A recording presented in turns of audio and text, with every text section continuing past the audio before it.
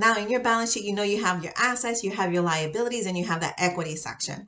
And now if you're not sure how your financials are created with debits and credits and what does that mean and how does it impact your business or your team, and if you're not sure how your financial statements are related to each other and how everything impacts something else, we do have mini lessons that you can kind of get through in 24 hours and start taking action right away. So please feel free to pick those up. But let's continue here.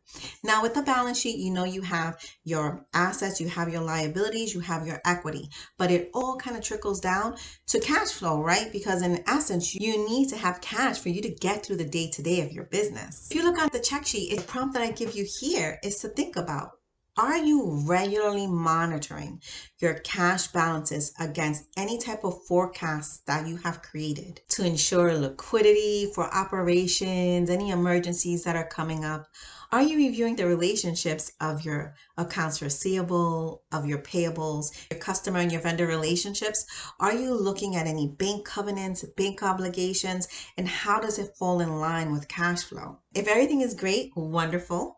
Just consider reviewing that forecast and that budget at least on a monthly basis, at least on a quarterly basis to ensure that you have enough cash flow to get to that next milestone.